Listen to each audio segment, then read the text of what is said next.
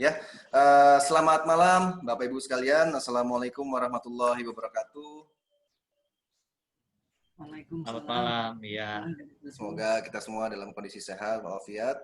Kita kembali lagi di acara webinar Indonesian Bankers Club (IBC) dengan saya Yogi, Direktur PT Wahana Insan Prima, juga founder dari Indonesian Bankers Club. Malam hari ini kita akan coba mengupas topik mengenai strategi lulus ujian BSMR level 1 dan level 5. Ya, kebetulan kami PT Wahana Insan Prima baru saja bekerja sama dengan Pak Denny meluluskan sekitar 13 orang, Pak ya, BSMR level 1 ya. Jadi di sini juga hadir dengan peserta-pesertanya, nanti kita coba kenalan ya, Pak ya, seperti itu. Ya. Ya, malam hari ini sudah bergabung dengan kita narasumber beliau Bapak Filipus Denny Nirwan Saputra. Sekilas tentang profil beliau, yang bersangkutan merupakan founder dari PT Multi Talenta Consulting. Beliau juga sebagai founder True Trainers Academy. Beliau juga sebagai fasilitator pelatihan dan workshop lebih dari 25 bank selama 11 tahun terakhir.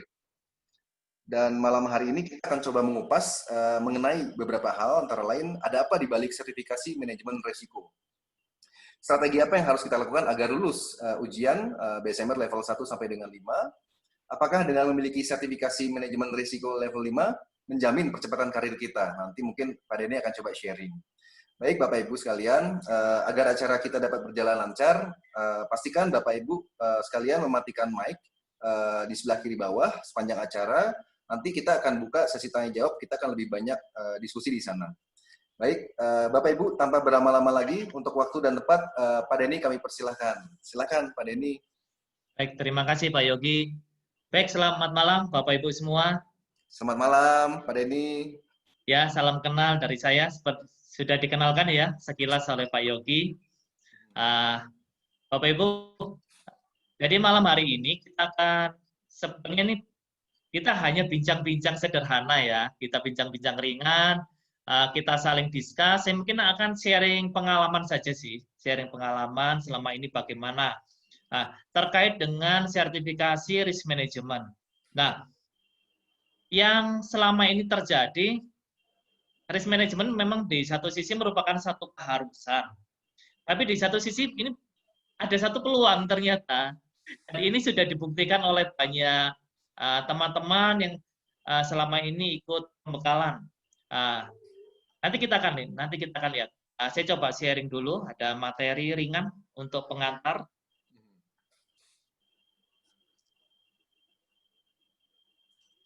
Nah, Bapak Ibu, kalau berbicara tentang risk management itu ada dasar hukumnya. Jadi untuk sertifikasi ini dasar hukumnya adalah PBI, diperbarui di 2006 tentang sertifikasi risk management bagi pengurus. Nah, prinsipnya begini Bapak Ibu. Jadi ini inti daripada PBI ini adalah bahwa jika seseorang mau menduduki jabatan tertentu di perbankan, itu harus memiliki sertifikat risk management. Sertifikasi risk management. Nah, kata kuncinya ini adalah menduduki jabatan tertentu. Nah, pertanyaannya, apakah kalau kita punya sertifikat ini pasti menduduki jabatan tersebut? Nah, kalau menurut saya belum tentu. Namun, kalau kita tidak memiliki sertifikat, pasti tidak akan bisa menduduki jabatan. Nah, jadi setidaknya di sini ada opportunity, ada satu peluang bagi kita yang memiliki sertifikat. Nah, saya tidak terlalu bahas teknis ya tentang PBI ini, karena kita hanya berbicara fokusnya di sini dulu. Nah, kemudian tingkatan sertifikasi itu ada 5, 1 sampai ke 5. Saya ambil yang tertinggi dulu, bahwa tingkat 5 ini adalah wajib bagi kita yang akan menduduki sebagai seorang direksi. Ini wajib, direksi. Nah, tingkat keempat itu adalah 1 tingkat di bawah direksi, dan seterusnya. Berarti kalau tingkat 3, itu kita berbicara 2 tingkat di bawah direksi. Ya, seperti ini Bapak Ibu. Jadi kalau kita berbicara sertifikasi risk management, bagi yang sudah menduduki jabatan atau akan menduduki jabatan itu adalah satu keharusan. Namun bagi yang belum menduduki jabatan ini ada satu peluang, Oke, kemudian, nah kalau berbicara mengenai, nah ini kita berbicara sekarang teknis bagaimana strategi lulusnya ya, sekilas, ini strategi lulus sekilas.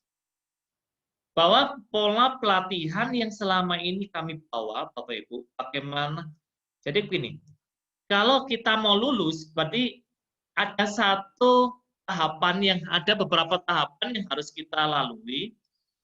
Kalau kita mau lulus, ada satu proses yang harus kita jalani, ada perjuangan yang harus kita lakukan.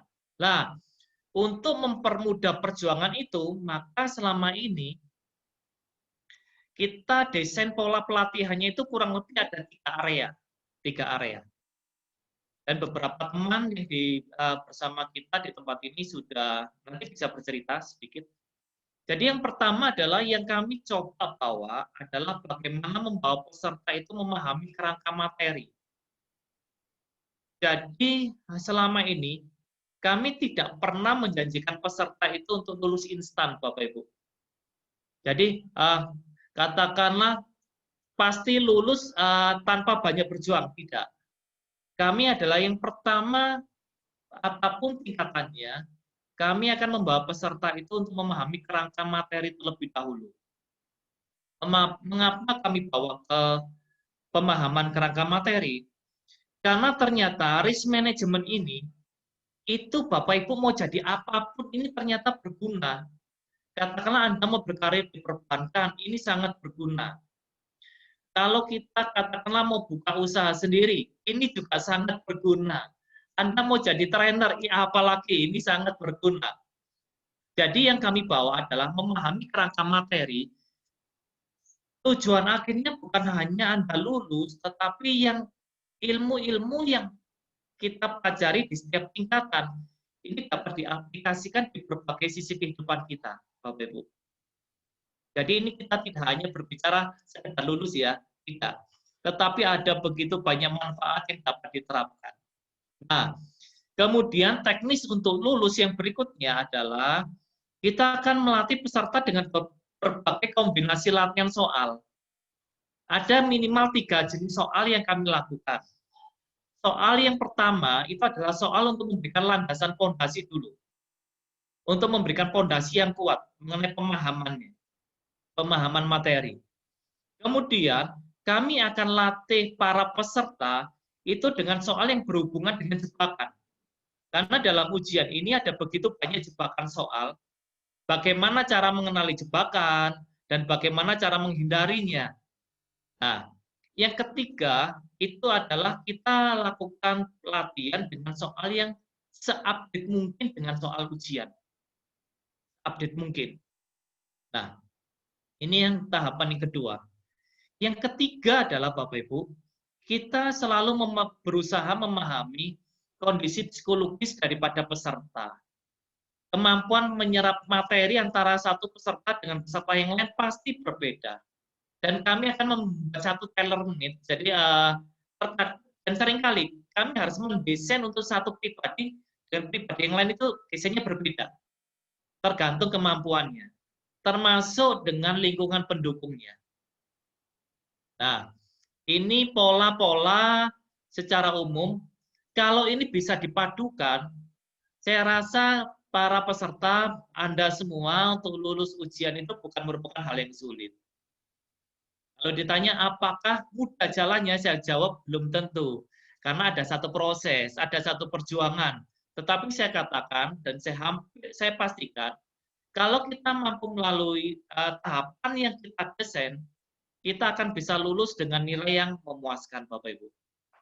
Ya, kemudian untuk tingkat 1, jadi kalau Bapak Ibu yang sudah pernah ujian tingkat 1 atau Bapak Ibu yang belum pernah ujian, tingkat 1 itu kurang lebih berbicara kami begini Bapak Ibu.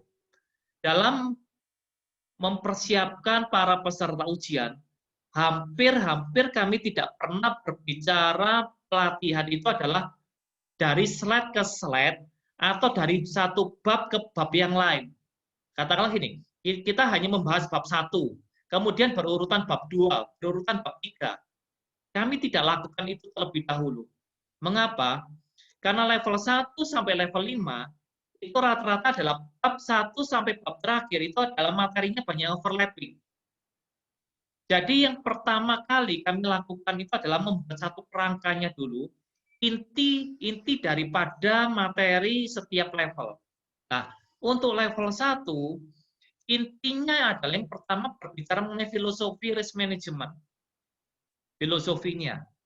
Yang kedua adalah konsep risk management secara internasional dan secara domestik atau secara nasional. Kemudian konsep dasar daripada masing-masing risiko. Jadi pendekatan yang kami lakukan, kami tidak akan pernah bacakan slide secara berurutan. Katakanlah slide 1, slide 2 untuk bab 1, slide berikutnya harus menginjak bab 2, bab 3, tidak. Itu adalah tahapan yang kesekian. Tahapan pertama yang kita lakukan adalah kita berbicara kerangka besarnya dan kita berbicara intinya terlebih dahulu. Nah, mengapa ini kita lakukan? Karena kalau kita sudah tahu kerangka besarnya dan tahu daripada intinya, apapun pengembangan soal yang diujikan, saya rasa kita tidak akan terlalu kesulitan untuk menjawabnya. Nah, ini berbicara yang ada di tingkat 1. Nah, berbicara di tingkat 2, Anda akan mempelajari mengenai aplikasi daripada risk management, khususnya dari perhitungan masing-masing risiko. Perbedaan antara risiko satu dengan risiko yang lain. Contoh, ada risiko kredit. Mereka ada metode perhitungannya yaitu ada 3. Kemudian ada risiko pasar, ada 2 metode. Risiko operasional ada 3 metode. Perbedaan masing-masing metode ini apa? Ini yang nanti akan banyak dibahas di tingkat 2, termasuk cara perhitungannya.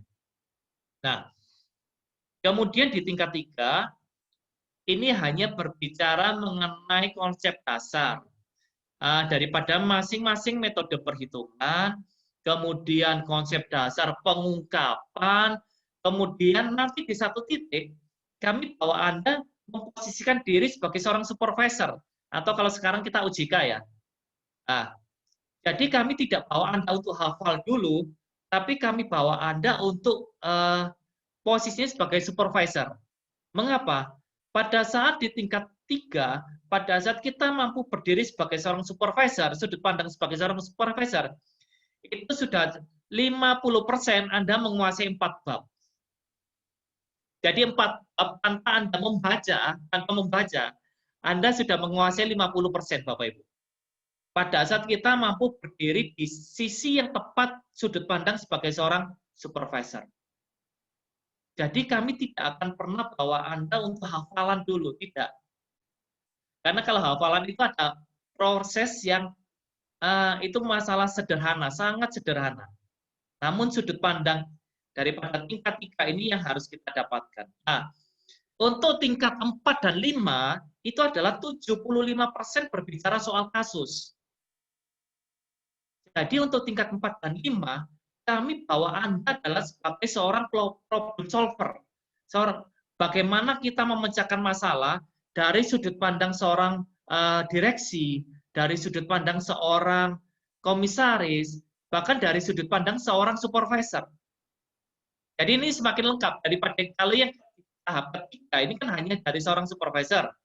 Tahap keempat dan kelima ini dari sudut pandang seorang direksi, seorang komisaris, dari sudut pandangnya. Nah, sehingga kalau sudah tingkat 4 dan 5 ini, Anda melewati, itu Anda targetnya bukan hanya lulus, tapi tanda kutip, katakanlah Anda ada punya kesempatan untuk fit and proper, Anda sudah tidak akan kesulitan.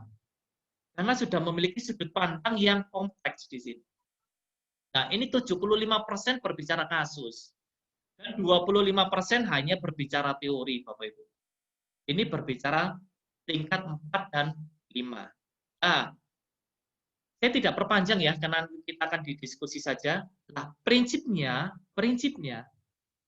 kami beserta dengan Indonesian Bankers Club, kami bersama dengan PT WIP, kami di sini memposisikan bukan sebagai trainer Anda, kami di sini memposisikan bukan sebagai seorang katakanlah hanya mengajarkan, tapi kami adalah teman belajar dan coach bagi Anda. Apa artinya? Kalau kami sebagai teman belajar, kami sebagai seorang coach, Anda berjuang, kami pun berjuang. Nah, Anda berjuangnya bagaimana? Anda berjuangnya memahami apa yang kami sampaikan, kami berjuangnya mengupdate materi, kami berjuangnya juga mengupdate soal, kami berjuang memahami kondisi psikologis Anda, kami berjuang memahami bagaimana lingkungan sekitar Anda, dan seringkali kami juga berjuang mengorbankan waktu dan energi yang lebih supaya Anda lulus. Jadi di sini saya rasa Pak Yogi juga setuju. Kita di sini tidak hanya berbicara mengenai materi ya Pak Yogi ya, tidak hanya berbicara mengenai uang, tidak. Kami di sini berbicara adalah bagaimana Anda bisa lulus dan bagaimana ini bisa menjadi satu berkah, bisa menjadi satu jalan untuk kehidupan yang baru yang lebih baik. Nah, inilah yang kami lakukan Bapak Ibu. Ada banyak cerita yang kami temui, ada banyak cerita.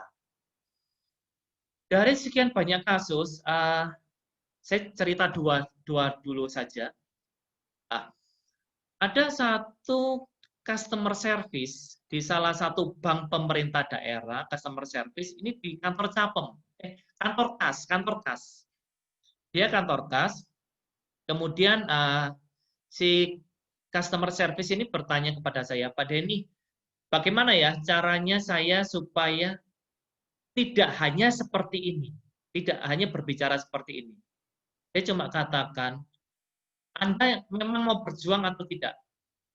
Beliau katakan, iya saya mau berjuang. Oke, salah satu perjuangan yang bisa saya sarankan, selain Anda menjaga kejujuran, selain Anda memberikan yang terbaik, ikutlah sertifikasi walaupun dengan biaya sendiri.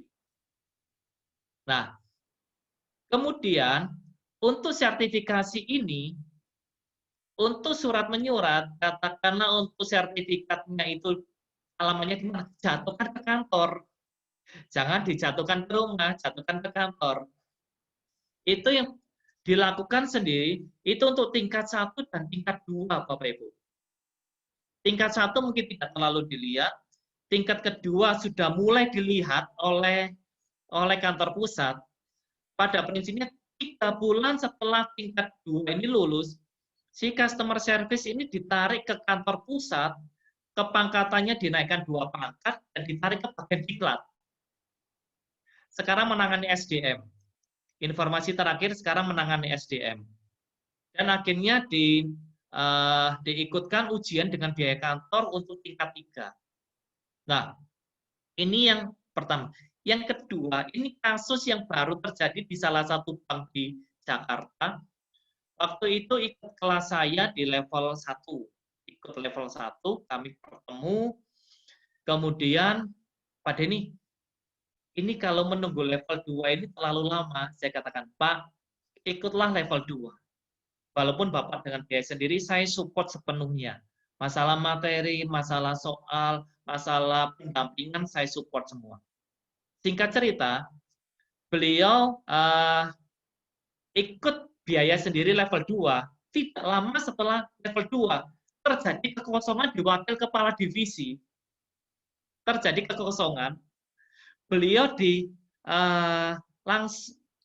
karena lihat ini memiliki mungkin mereka melihat ya potensi dan ada kemauan ikut ujian sendiri, ini di salah satu kandidatnya. Oke, bentar ya, saya bacakan WA-nya. Oke, ini WA yang kurang lebih 1 minggu yang lalu.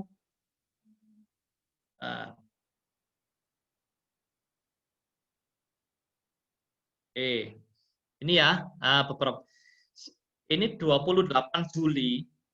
Siang Pak Denny, semoga prosesinya berjalan lancar ya Pak. Karena waktu itu kami sedang ada memang satu prosesi. Mas, sebelumnya saya merepotkan Pak. Sekiranya sudah senggang dan siapa tahu bahannya ada di HP, aku boleh dong desain ulang bahan yang level 3. Nah, ini ikut level 3 lagi. Nah, intinya saya kirim, kemudian ini Alhamdulillah lulus Pak. Udah tua ya. Otak ternyata masih bisa diajak untuk kompromi. Nah, ternyata beliau ini ikut level 3 itu karena menjadi persyaratan untuk duduk sebagai wakil kepala divisi, Pak. Jadi sudah lolos sebagai wakil kepala divisinya. Hanya begitu ikut level 2, ternyata di saat momen yang tepat, mungkin ada rezekinya, ada lelang jabatan. Ikut ternyata jadi satu kandidat dan ternyata lolos, Pak. Nah, ini tadi baru saja mengirimkan kepada saya ini terlampir ya Pak, yang stabilo kurang lebih, dan yang tulisan pensil itu ada 5 soal yang analogis seperti itu model soalnya. Singkat cerita, apa yang menjadi ujian kemarin itu diupdate ke kami Pak Yogi. Nah, dengan memberikan kabar bahwa memang beliau sudah lulus sebagai wakil kepala divisi dan bulan ini harus pegang sertifikat level 3. Jadi mengapa dadakan, tapi akhirnya lulus. Nah, itu sedikit daripada banyak cerita manfaat daripada yang perjuangan yang teman-teman banyak lakukan. Nah, itu singkat cerita saja, Bapak Ibu. Nah, itu singkat cerita.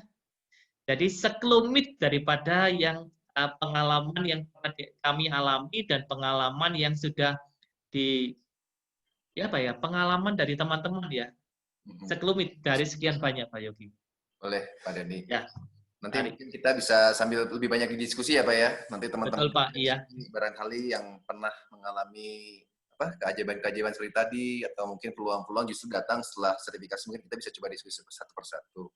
Baik Bapak Ibu, sebelum kita masuk ke sesi diskusi, izin mungkin kita lakukan sedikit dokumentasi terlebih dahulu sambil kita mungkin saling mengenal juga sambil melihat muka-mukanya masing-masing. Boleh Bapak Ibu sekalian menyalakan videonya yang masih bisa mendengar suara saya. Kita coba lakukan dokumentasi satu persatu. Izin saya, karena kita nggak terlalu banyak pesertanya, saya coba absen. Satu persatu di sini ada Pak Arif Dermawan, ada Pak Henry Kristanto yang belum aktif videonya, ada Bu Emilia, ada Pak Victor Marpaung, ada Pak Reza, Muhammad Reza, Pak Prasetyo, Ibu Cik, Pak Firman Jun, ada Pak Suparman, Pak Beni Himawan, dan Pak Marnis. Ya, barangkali masih bisa mendengar suara saya, mohon dinyalakan dulu videonya. Kita coba dokumentasi dulu. Pak Denny ada usulan gayanya seperti apa Pak Denny? Ngikut Bapak aja lah. Bu Ria, ini kayaknya kan Bu Ria yang kelihatannya paling ABG Bu. Iya. Ada usulan ide apa nggak Bu? Apa Pak? Saya ikut Pak. Ya. Kasih Bu Emil lah Pak. Bu Emil. Mari Bu. Oh, Bu Emil kok hilang, Bu Ci? Jangan Buria, saya Buria aja kalau deh. BSMR apa ya Pak ya biasanya ya? Gayanya nggak ada yang standar Pak ya? Iya, standar kemarin Pak. Kemarin, bebas ya? Pak, bebas. Bebas saya ya? ikut. Iya. Kalau gaya itu terus bosen terus Ibu. Kalau TikTok tuh gaya gimana gini ya? Wah, itu saya ada yang tahu nggak tahu ya? Tidak pernah main TikTok. Pak. Saya juga nggak tahu Pak, anak saya yang main. Udah, kita gayanya jempol aja gitu biasanya ya. Oke, saya jempolnya satu mencet ini foto. Saya tunggu semuanya. Kita hitung sampai 3 ya Bapak Ibu semuanya. Jempolnya di depan. Baik, 1, 2, 3. Bapak Ibu senyum semua. 1, 2, 3. Kita sudah masuk ke sesi foto. Nanti kita simpan. Nanti akan kita bagikan juga di forum diskusi Indonesian Bankers Club, juga di sosial media. Mungkin karena kita tidak banyak materi hari ini, kita lebih banyak diskusi. Izin saya share Pak Denny kepada teman-teman. Mungkin di sini ada Bu Marike yang belum tahu tentang IBC, ada juga beberapa peserta yang dengan acara kami. Mungkin kita coba jelaskan Indonesian Bankers Club atau IBC merupakan lembaga keuangan di seluruh Indonesia, di mana kami memiliki anggota yang aktif berbayar saat ini sekitar 350 orang, yang tidak berbayar itu sekitar 1.600, dan network kami ada sekitar 22.000 Pak kalau di sosial media. Saat ini, 28.000 saat ini. Jadi biasanya memang kami aktif di LinkedIn paling banyak. Kegiatan, kalau IBC kegiatannya lebih banyak forum diskusi seperti ini, kita sharing, kita undang beberapa head level, director level, atau mungkin business owner dari beberapa asosiasi untuk sharing. Kalau PT Wahana Insan sendiri, kami konsultan diklat, dan memang saat ini lebih banyak di kegiatan sertifikasi dan pelatihan. Baik, Bapak Ibu, mungkin tadi Pak Denny sudah banyak cerita seperti itu. Barangkali dari Bapak Ibu mungkin ada yang mau bertanya live tentang strategi, tentang manfaat dari BSMR. Kami persilahkan Bapak Ibu bisa diskusi langsung. Silahkan. Apakah ada yang mau bertanya mungkin? Kami persilahkan. Mungkin terkait manfaat atau terkait aturan dan lain sebagainya. Silahkan Bapak Ibu. Atau di sini saya mau tanya, kalau nggak salah Bu Marike dari HRD Bu ya?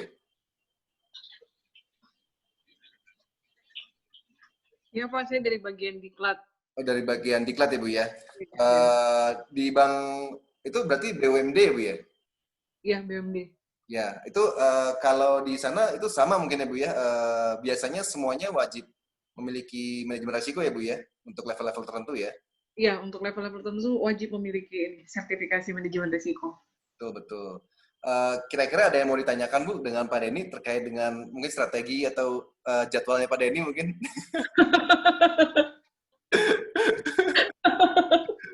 Atau Ibu ada sharing-sharing pengalaman apa Bu? Bedanya kandidat atau mungkin karyawan yang memiliki sertifikasi manajemen risiko dibandingkan yang tidak mungkin Bu? Di lapangan seperti apa mungkin? Kalau tadi, mungkin yang saya tadi mau sedikit tanya Pak Den.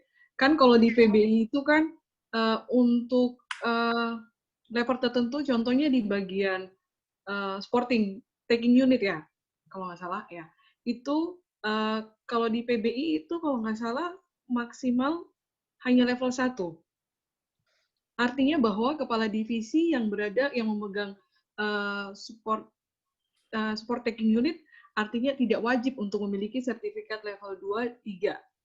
Kecuali kalau yang bersangkutan mau mengajukan diri sebagai direksi, baru Bapak istilahnya boleh langsung ke level 5. Gitu ya, Pak? Oke.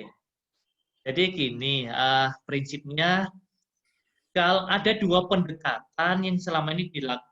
Jadi PBI itu hanya sebagai acuan umum ya Bu Ike ya. Karena kalau sudah berbicara itu ranahnya di OJK Jayapura lah, OJK Jayapura.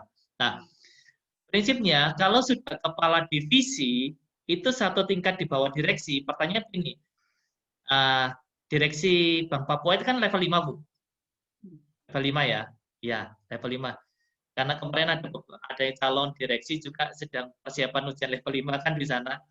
Nah, prinsipnya kalau direksi level 5, berarti satu tingkat, yaitu kepala divisi itu harus level 4, Bu. Oh, gitu. Nah, harus level 4. Walaupun di satu sisi, itu katakanlah bukan sesuatu yang wajib dari sisi pekerjaannya, tapi dari sisi jabatannya dia sudah kena. Walaupun supporting, dia sudah terkena dari sisi jabatan, bukan dari sisi pekerjaan. Nah, seperti contoh analis kredit. Analis kredit itu kan tidak terkena jabatan. Iya. Ya jabatan tidak terkena, tapi dia terkena dari sisi pekerjaan. Harus level 1 ya. Iya. Ya, jadi yang mengapa yang kemarin sama OJK disuruh banyak itu kan dia para analis ya, dia terkena dari sisi pekerjaannya Bu Ike. Okay. Jadi pendekatannya selalu dua. Dari sisi jabatan dan dari sisi pekerjaan. Begitu, Bu. Terima kasih Pak Denny, saya baru paham. Karena kan maksudnya selama ini kami walaupun ini tapi tetap berpatokan pada PBI gitu Pak.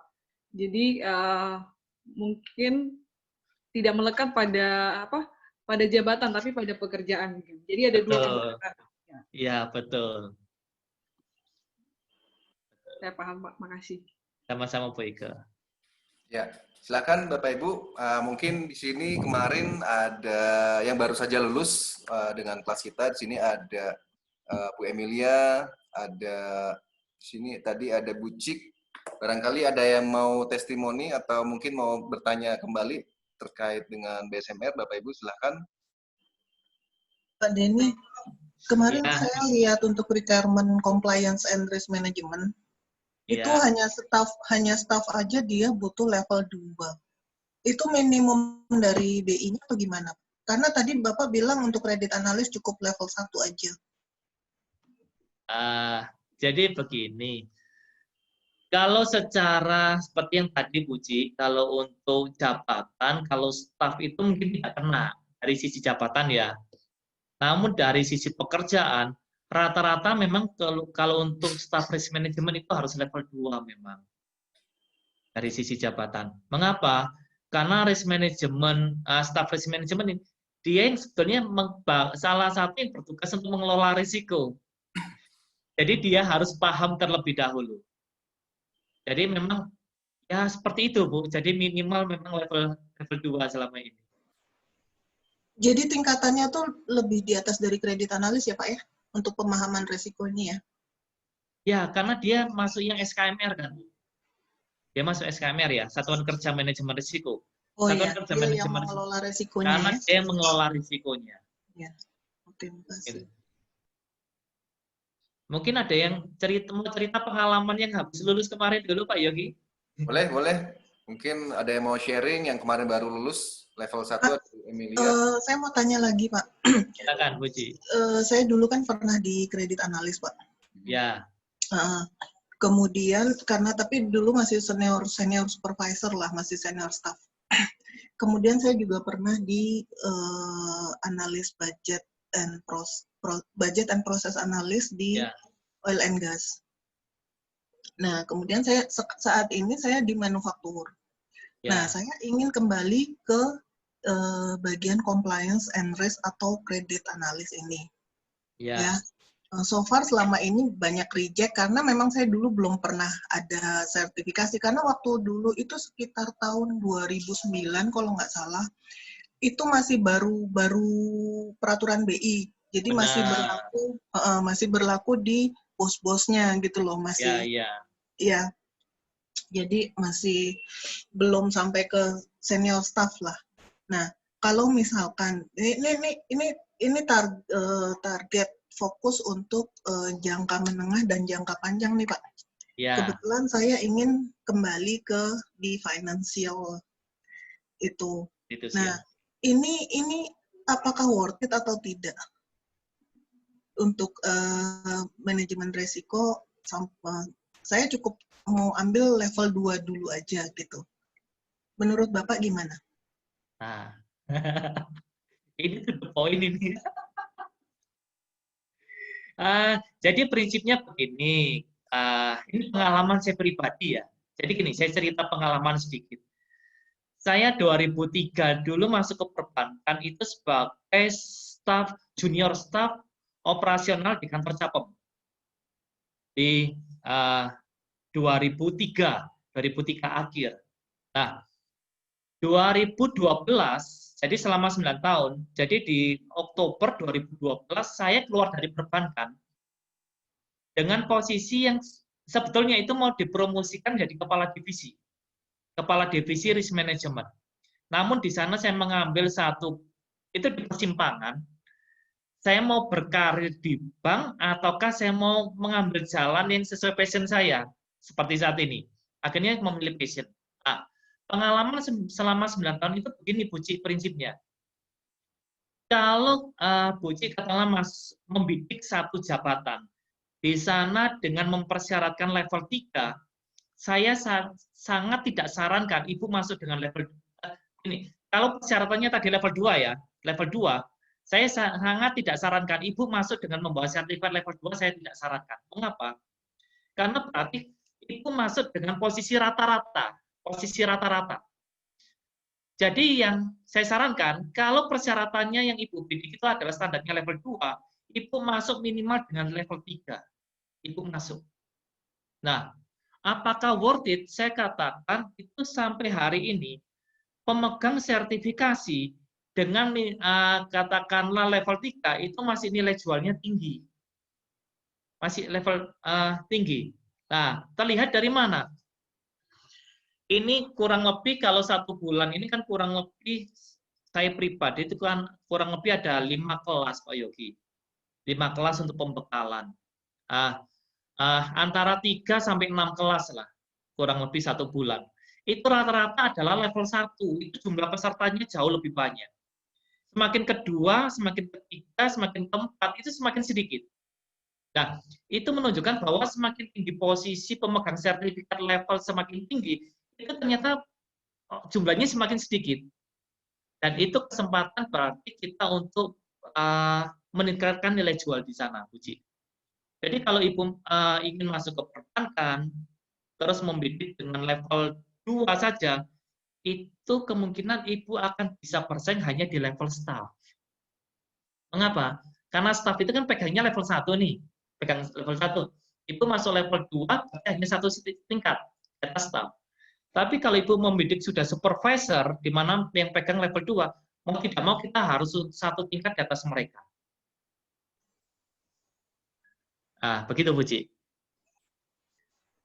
Jadi itu bisa memperpendek gap yang kan yang dicari adalah misalkan yang berpengalaman dan masih menjabat di posisi tersebut gitu. Nah, sedangkan saya kan sudah di luar perbankan gitu. Itu bisa mempersempit gap itu, Pak. Seharusnya bisa, Bu. Setidaknya itu bisa menjadi nilai plus, jadi nilai pertimbangan lebih supaya Ibu bisa dilirik.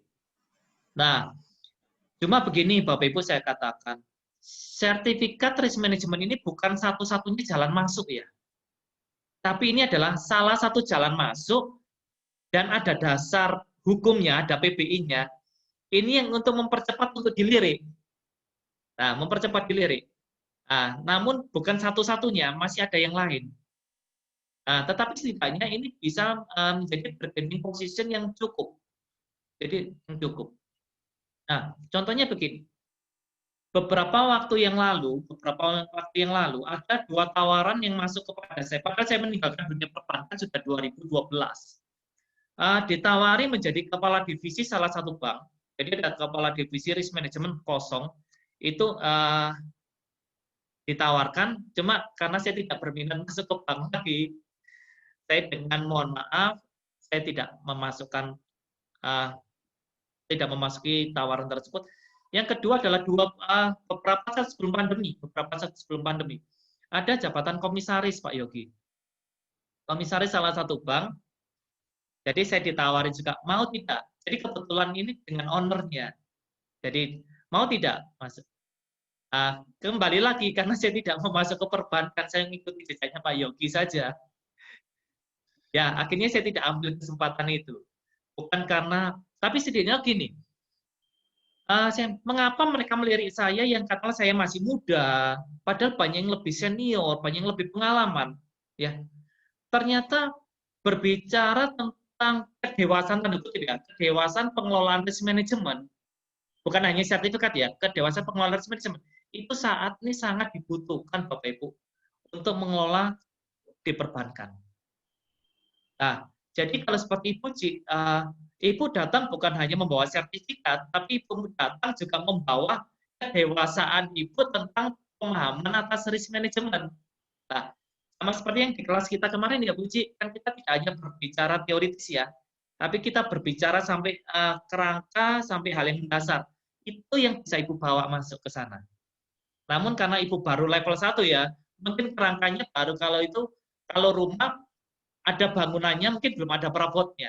Nanti perabot itu nanti di level 2 dan 3 dan seterusnya. Begitu Bu Ci.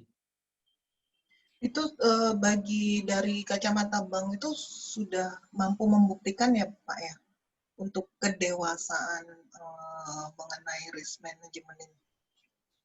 Nah, untuk menarik mereka itu salah satunya bisa dari kurikulum vitae. Jadi tingkat kedewasaan atas pengelolaan risk management Ibu itu bisa dituangkan nanti dalam bentuk kurikulum vitae. Apalagi kalau semama ada beberapa perusahaan itu kan minta kurikulum vitae ini dengan bentuk format video. Itu jauh lebih enak. Jauh lebih enak. Tapi setidaknya itu bisa jadi jalan masuk yang cukup bagus, Puji. Daripada kita tidak membawa senjata apa-apa ya. Karena saat ini risk management itu sedang berkembang, Bapak Ibu, sedang berkembang dan sangat-sangat dibutuhkan untuk hampir semua lini bisnis saat ini dibutuhkan. Bukan hanya sertifikatnya ya, tapi kedewasaan tentang risk management itu sendiri. Nah, begitu Bu Ji. Baik, Pak. Ya, semoga sedikit menjawab ya, Bu Cik ya. Baik, Bapak Ibu barangkali ada yang mau bertanya atau mungkin mau sharing terkait dengan sertifikasi manajemen risiko yang pernah Bapak Ibu alami sekalian, boleh dipersilahkan. Bu Emilia sepertinya mau sharing ya Bu ya? Kok tahu sih Pak Yogi? Udah dibuka soal unmute-nya Bu. Silakan Gitu ya. Bu Emilia. Iya Pak, saya sebetulnya sangat terkesima mendengar penjelasan Pak Denny. Jadi saya semangat Pak. Malah saya maunya ngebut aja di setahun sampai level 5 aja Pak. Wah, Tahun keren. ini. Luar biasa. Salut nih semangatnya sama Bu Emilia ya. Iya. Karena saya punya rencana juga Pak Denny seperti yang saya japri dengan Iya. Pak Denny ya. Karena kan jadi saya juga punya pengalaman nih Pak Denny ceritanya. Saya itu udah 2 kali coba melamar Pak. Waktu itu kan posisi saya memang masih di perusahaan sekuritas Pak. Memang kan background saya kan perusahaan sekuritas Pak. Jadi posisi saya waktu itu masih kepala divisi di DBS Speaker Sekuritas Indonesia. Dia itu anak perusahaannya Bank DBS Singapura Pak. Iya. Jadi itu saya kepala divisi compliance. Terus saya coba apply Pak. Coba apply ke induk saya Pak, Bank DBS gitu Pak. Nah terus waktu itu di interview Pak, terus dia tanya, background-nya kan compliant, karena memang posisinya memang saya ingin mencoba direktur compliant Pak. Saya pikir kan karena itu sama-sama sektor jasa keuangan, jadi saya pikir saya memberanikan diri gitu Pak Denny. Nah itu pertanyaan pertama yang ditanya adalah, apa yang Anda ketahui sejauh mengenai perbankan, apa hubungannya perbankan dengan perusahaan sekuritas, peraturan mana yang ada kaitannya gitu loh Pak. Nah saya tuh hanya ingat peraturan yang ada kaitannya persis sama dan satu pakai peraturan itu peraturan AML Pak, APU PPT gitu kan Anti Pak. money laundering, ya. Nah betul, itu kan cuma satu Pak acuannya, mau itu perbankan, mau itu pasar modal, itu satu Pak. Ya. Kemudian pertanyaan yang lain sih bisa saya jawab Pak Denny, tapi terakhirnya saya dapat berita katanya saya ini compliance-nya memang belum memenuhi kompetensi perbankan. Jadi ceritanya saya nggak punya sertifikat manajemen risiko. Padahal saya sudah punya license dari sisi OJK Pak, license untuk yang perusahaan sekuritas. Kemudian saya juga punya sertifikasi untuk internal audit Pak Denny. Dan jam terbang saya kan memang udah ada di compliance Pak. Sebelumnya kan saya di Bursa Efek Pak, 19 tahun sebagai auditor kepatuhan. Tapi itu nggak cukup di mata perbankan Pak. Katanya tetap aja skill-nya masih di bawah perbankan. Jadi katanya pasar modal itu masih di bawahnya perbankan gitu loh Pak Denny. Jadi itu pengalaman saya yang pertama Pak. Kemudian yang kedua saya juga coba apply ke bank asing juga sama Pak. Sama. Jadi saya pikir ini apa yang salah ya, karena kan peraturan sama, terus OJK-nya juga sama Pak Denny. Akhirnya saya mencoba Pak, karena ada yang bilang coba aja masuk ke sertifikat SMR gitu kan Pak, BSMR. Betul. Cuma saya waktu itu sempat menimbang-nimbang Pak Denny, ini mau ikutan yang CRP kan ada tuh Pak ya, Certified Risk Professional, ataukah yang BSMR gitu Pak. Cuman kan saya ngelihat di literatur katanya BSMR juga diakui di internasional Pak. Iya, betul. Iya, betul. Jadi dan ini juga kan diakomodir oleh Bank Indonesia. Jadi saya pikir kayaknya sih semuanya sudah merujuk ke perbankan gitu kan, semua sektor. Jadi saya jadinya berinisiatif udah ambil ini saja gitu Pak. Jadi saya jangka pendeknya, kalau nanti saya udah lulus sampai level 5, itu saya kepengen pasang di LinkedIn, Pak. Jadi nanti betul. pasang LinkedIn, saya mau melihat, karena sejauh ini memang banyak sih Pak, yang apa namanya Pak, headhunter, yang coba menghubungi saya Pak. Tapi cuman menghubungi, tapi setelah itu ya ada perbankan nanti mental karena saya nggak punya itu Pak apa namanya beda skill dengan perbankan. Tapi nanti rencananya begitu Pak. Nanti saya akan pasang di LinkedIn paling tidak mudah-mudahan nanti ada yang ini sih Pak. Betul. Itu sih Pak. Dan berharap juga kalau memang bisa saya bisa pindah ke BNI-nya Pak. Bagus, bagus. Bagus, Bu Emil. Jadi Bu Emilia ini baru saja lulus level 1, Bapak Ibu. Pelatihan baru beberapa 2 minggu yang lalu ya? Belum sampai 2 minggu. Iya. Ya, Sabtu. Ujiannya baru Sabtu yang lalu dan ini sudah lulus bersama dengan beberapa teman, Bapak Ibu.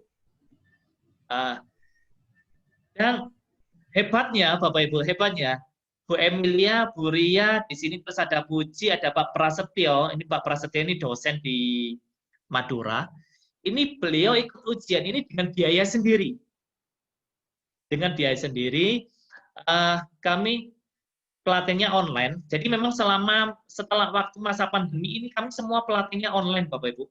Pelatihan online dan puji Tuhan tingkat kelulusannya itu hampir semua kelas itu 100%.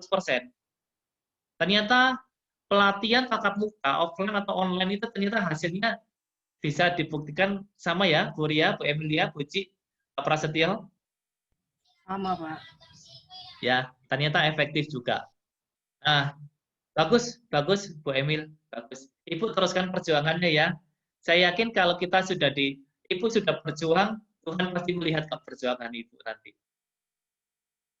Ya, Pak. Berdoa dan berusaha ya, Pak Denny ya. Ya, siap.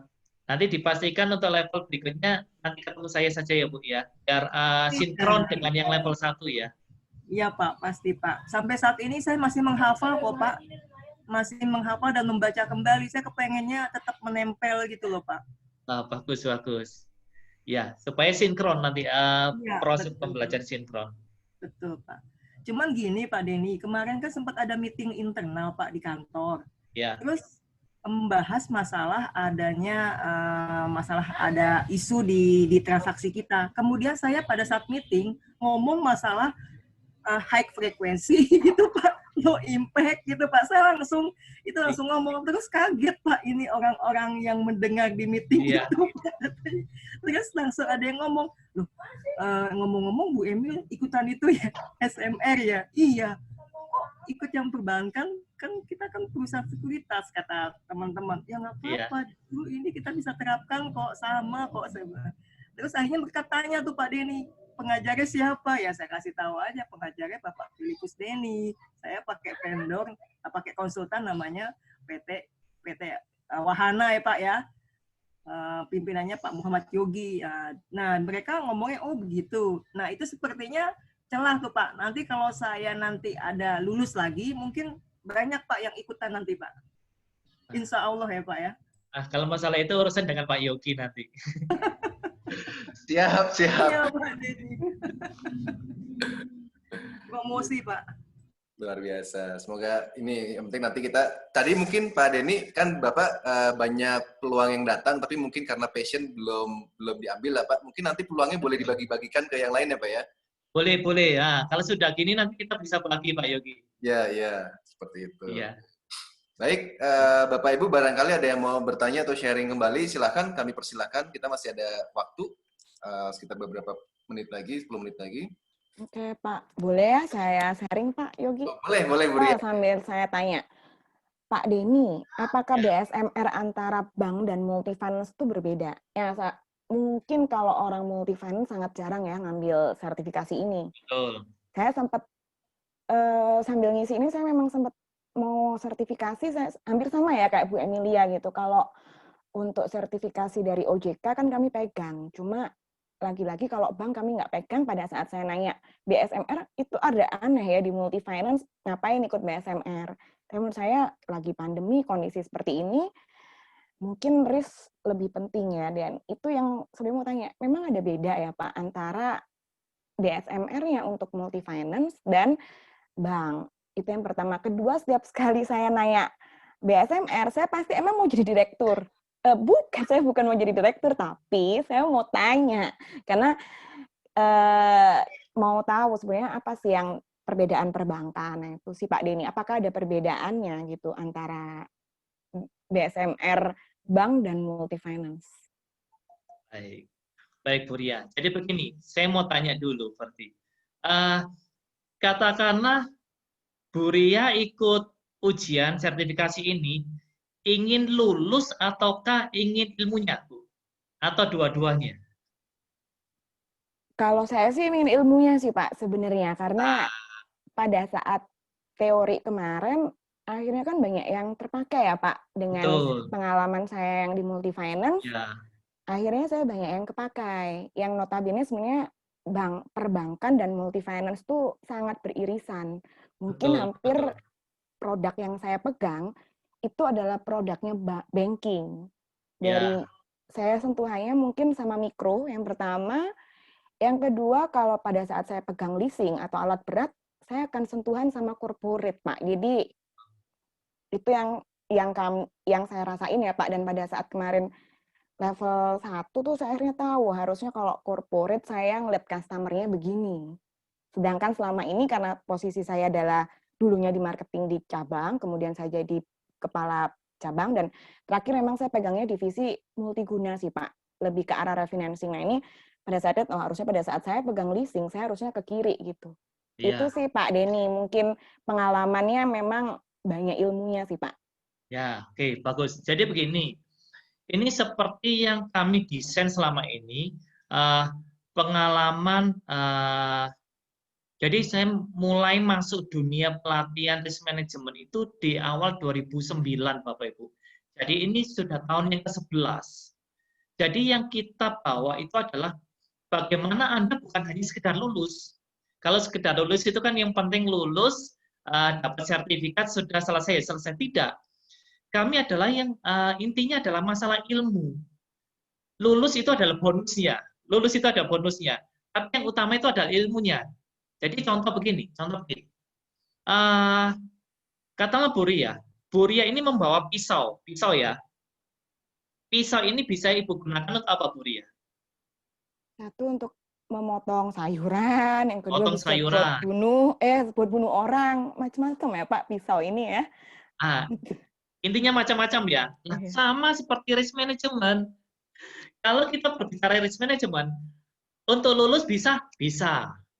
Untuk persyaratan menduduki jabatan bisa. Untuk diterapkan Anda sebagai seorang bisnismen, bisnis membuka usaha bisa. Anda yang seorang dosen apakah bisa? Bisa. Katakanlah Anda mau jadi konsultan atau trainer seperti profesi saya dan Pak Yogi, apakah bisa? Bisa. Jadi selama kita menguasai ilmunya, ternyata risk management ini bisa digunakan untuk hampir semua. Apakah di perbankan, apakah di Anda yang membuka bisnis, apakah Anda jadi konsultan, apakah yang Anda di multifinance, itu ternyata bisa semua. Karena intinya sebetulnya sama. Sebetulnya. Hanya mungkin istilahnya berbeda. Kemudian ruang lingkupnya, pengembangannya berbeda. Tapi prinsipnya sama, Bapak Ibu. Ya. Jadi kalau dikatakan apakah materinya secara materi berbeda, saya bilang berbeda, Bu. Karena ada ruang lingkup area mungkin produk yang agak berbeda ya. Tetapi secara inti sama. Secara inti sama. Jadi bagi Bapak Ibu ya yang mau ujian, katakanlah belajar risk management, apakah untuk ujian, apakah persyaratan jabatan, ataukah yang mau alih profesi, ataukah yang double profesi, itu bisa sangat-sangat bisa. Dan saya sendiri sudah membuktikan Bapak Ibu. Membuktikan contoh kecil. Kita punya anak, kita punya keluarga. Ternyata mendidik anak, mendidik keluarga itu juga ilmu risk manajemennya masuk Bapak Ibu. Ilmu risk manajemen masuk. Seperti kemudian kita buka usaha kecil-kecilan ya. Ternyata risk manajemen juga masuk di sana. Ternyata masuk. Jadi itu Bapak Ibu. Jadi mengapa selama ini kalau kita belajar risk management, kami tidak pernah arahkan untuk sekedar lulus ujian. Tetapi intinya itu harus dapat dulu. Intinya harus dapat. Supaya bisa berguna untuk di ruang lingkup yang lain. Begitu, Bu Ria. Oh iya. Oke Pak, thank you Pak. Dan memang kalau motivasi saya lulus, saya bilang sama Pak Denny kemarin, saya kalau kalah sama Bu Emil, saya nggak bisa Pak Denny. Oh nggak bercanda Bu Emil. Karena kelas yang kemarin sebenarnya cukup bikin saya shock ya. Tahun ini Buset, level 5 dulu malam-malam nih, aja Bu masih Ria ada ya. yang ngerjain gitu ya. Tahun ini level 5 berarti Bu Ria ya. Aduh Pak, amin. Nah kalau marketing sebenarnya, kalau di bisnis sebenarnya level berapa sih Pak gitu? Kalau level 5 saya nanti jadi risk division Pak. Bercanda. Kira-kira Pak Denny kalau bisnis sebenarnya level berapa Pak bisnis di sini?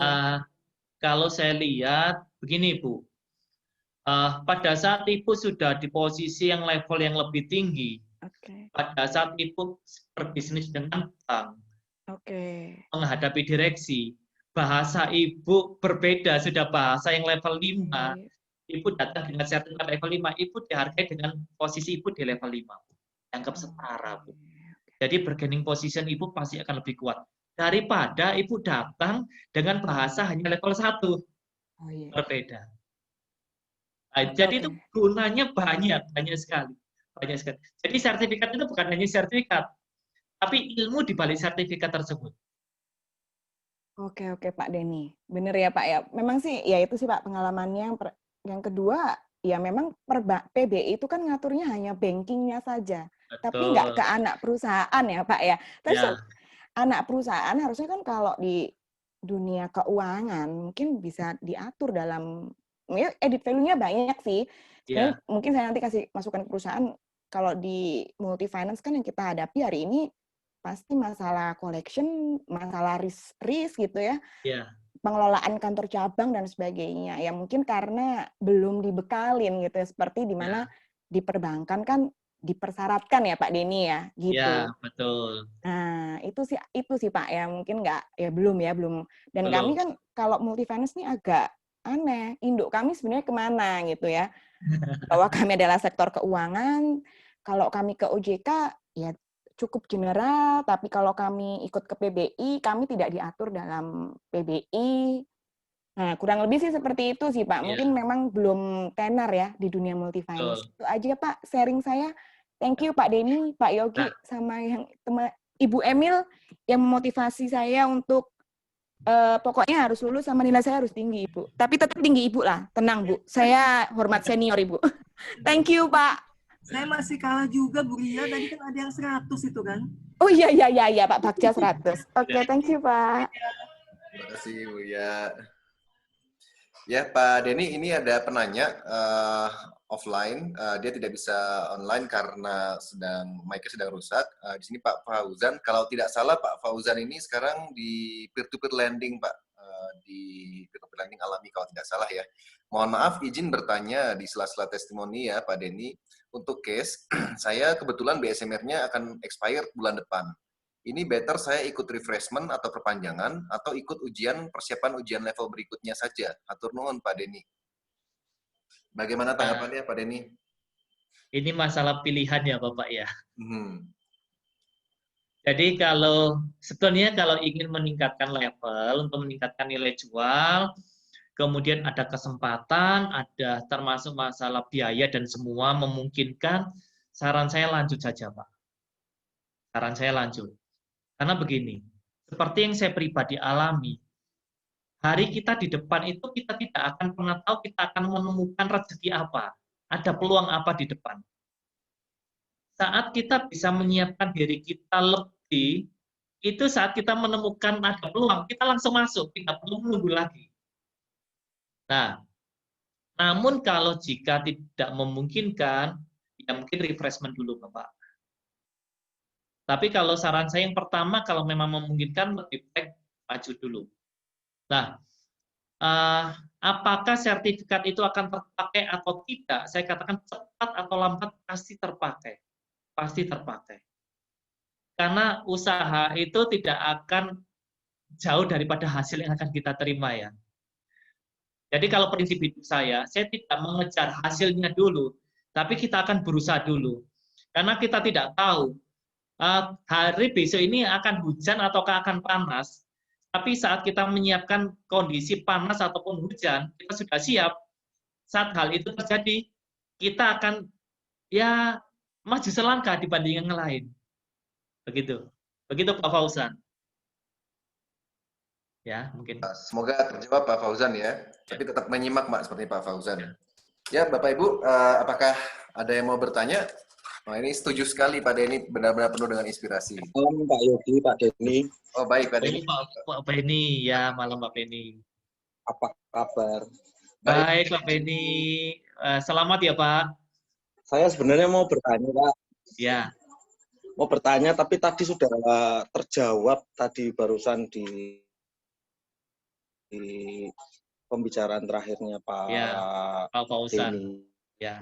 Sebenarnya saya mau bertanya seperti ini Pak. Saya kan kena dampak dari corona ya Pak, kemarin itu Pak. Ya, besar-besaran ya. Saya kan level 1, nah ini ada kesempatan level 2. Tadi saya sempat galau. Apakah saya mau ikut atau enggak, terus nanti berguna atau enggak. Kalau ilmunya sih memang berguna. Pasti. Yang saya cari memang pertama ilmunya. Tadi Pak Denny juga sampaikan, tidak tahu kita ke depannya itu ada sesuatu apa gitu. Betul. Saya sempat galaunya seperti itu, Pak. Saya pengen ikut sebenarnya, tapi nanti ke depannya itu terpakai enggak gitu. Gitu. Seperti itu Pak Denny. Ini sedikit tips Pak Benny, sedikit tips. Ini pengalaman saya. Jadi saya pernah berpindah ke bank, itu bank yang sedang tanda kutip itu agak bermasalah Pak Yogi. Saya cuma prinsip gini, saat katakanlah bank itu sedang bergoncang, di sana ada ketidakpastian, itu akan jauh lebih mudah kita untuk muncul, untuk menjadi berada di atas yang lain. Nah, sama seperti Pak Benny, jadi kalau Bapak sedang mencari peluang, Bapak siapkan senjata dulu, Bapak katakanlah, carilah justru bank-bank yang saat ini banyak PHK, bank yang banyak ditinggalkan oleh pegawainya, itu justru Bapak masuk dengan satu senjata yang baru, itu peluangnya justru lebih bagus. Oke Pak, siap Pak. Ya. Saya sebenarnya ingin berkarir di perbankan, biar sama seperti paman-paman saya Pak De. Begitu. Kalau perbankan masih banyak. Banyak peluang kok, tadi di-share oleh Pak Yogi juga banyak peluang, tadi banyak lowongan. Iya. Itu Pak Yogi aja nanti yang untuk jadi komisaris. Jadi kalau masalah lowongan bisa Pak Yogi, di tengah-tengah kita ada juga Pak Victor loh. Betul, sepertinya Pak Victor tadi mau berdiskusi juga Pak Denny. Pak Victor ini atasan daripada Bu Marieke, dari Papua juga. Malam Pak Victor. Malam Pak Denny, Pak Yogi. Malam Pak Victor. Ya. Salam kenal Pak. Salam kenal Pak. Mungkin ada satu pertanyaan yang saya mau tanyakan terkait persiapan ujian level. Kira-kira pada saat pandemi COVID ini, kira-kira yang sudah ditangani sudah berapa banyak, terus efektivitas kelulusannya itu berapa persen? Siap. Oke. Baik. Dalam bentuk kelas ya. Kira-kira sudah ada dalam kelas belum? Selama ini Pak Victor, jujur ya, jadi ini kan bank itu mulai start itu Juni. Ya. Jadi di pertengahan Maret itu kan berhenti. Mulai Juni kemarin itu selama ini kelasnya online semua Pak Victor. Ya. Jadi dengan Commonwealth satu kelas itu online. BTPN itu 2 atau 3 kelas itu kami online juga. Bang Guri itu kemarin satu kelas online. Satu kelas berapa itu? Maksimal 30 Pak. 30 ya.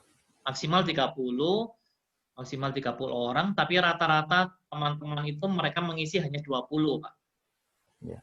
Nah, tapi kemudian dengan Bank Jateng itu ini sudah 3 kelas. Terus dari Pak Yogi kemarin ya, kita satu kelas, terus Bang Mas Pion kemarin satu kelas, Sinarmas satu kelas. Jadi sebetulnya mulai Juni itu hampir tidak ada waktu kosong Pak. Pak Yogi sampai Sabtu Minggu kemarin kan Pak. Nah, nanti hari ini tadi saya baru selesai juga dengan Bank Jateng. Kemudian hari Sabtu besok, oh hari ini dengan Bang Sultra, maaf. Sultra, Kendari Pak Victor. Ya. Sabtu nanti dengan BNI, Senin lanjut Jateng lagi. Ada 4 kelas kami Pak.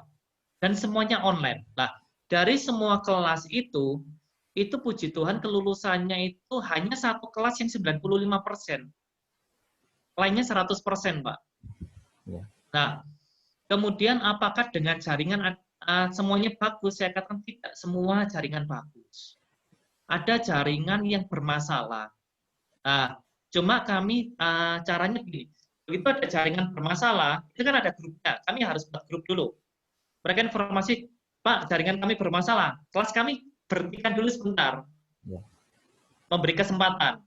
Oke. Kemudian masalah waktu kami sangat fleksibel. Teman-teman di sini mungkin sudah mengalami bahkan sampai malam ya. Itu ada kelas malam lagi, Pak. Jadi kan enaknya online kan gitu. Jadi sampai malam lagi. Kemudian yang ketiga, yang seperti kemarin untuk Pak Indra ya, Pak Yogi ya, sempat Pak Indra yang tidak bisa ketemu. Kami kirim materi yang sudah ada suara saya, Pak Victor. Ya. Jadi karena tidak bisa mengikuti, kami kirim materi yang ada suara saya, jadi beliau masih bisa mengikuti PowerPoint dengan yang sudah saya isi suara. Ya. Nah, cuma begini, kami selama ini minta kalau online jangan terlalu waktunya jangan terlalu dipres ya, dipres. Maksudnya kalau Sabtu ujian, kalau bisa jangan Kamis Jumat pelatihan, Sabtu langsung ujian. Ya. Itu berjaga-jaga untuk yang ada masalah jaringan, Pak. Ya. Ya setidaknya kalau Sabtu ujian, kalau Bapak kan biasanya 3 hari pelatihan ya. Ya. Berarti Selasa, Rabu, Kamis kurang lebih. Jadi masih ada waktu Jumat. Itu seringkali Jumatnya itu kami masih ada kelas tambahan. Nah, ini kalau sudah masalah tambahan, Pak Yogi juga tahu, itu tidak ada biaya tambahan. Kelasnya boleh bertambah waktunya, tapi biayanya tetap ya Pak Yogi. Bonus ya Pak? Bonus Pak, luar biasa Pak Denny Pak. Kita dikasih banyak bonus banget Pak. Nambahnya bukan 1 hari Pak kemarin. Kita nambahnya setiap hari Pak. Iya. Karena gini tujuannya. Kami tidak sedang berbisnis, tapi bagaimana ayo kita bersama-sama berjuang supaya peserta itu bisa lulus. Ya. Nah, jadi parameternya, salah satu parameternya di sana. Kalau masalah materi, Tuhan mampu memberkati lewat macam-macam cara, Pak Victor. Betul, Pak. Betul. Ya, jadi kalau dari tingkat keefektifan, dari yang refreshment kemarin, Pak Victor, ya. Itu secara umum jaringan termasuk teman-teman yang di Mulia, terus yang di Aronatel Tali, atau apa itu daerahnya? Enarotali. Ya. Itu ternyata masih bisa kok, Pak. Masih bisa. Cuma beberapa mungkin harus videonya dimatikan, Pak. Iya. Supaya suaranya lebih jelas. Nah, kemarin kan kita sempat coba videonya dimatikan, terus suaranya jelas ya. Iya. Itu aja sih sebetulnya. Kalau tingkat efektivitasnya kan sudah terbukti kemarin dengan kelasnya Pak Yogi, 100% juga, Pak. Itu ada dari Jakarta, ada dari Pekalongan, Bandung, Pak Rifai, Maluku ya Pak ya? Maluku Pak, betul. Maluku, iya. Jadi enaknya online sekarang tidak ada batasan ini Pak, tidak ada jarak. Iya, karena hal baru kan, jadi akhirnya harus kita cek dulu sebelum melakukan proses. Betul. Enaknya kalau buat Pak Victor dan teman-teman itu akan menghemat banyak biaya, Pak. Betul, Pak. Dampaknya ke hotel ya, Pak.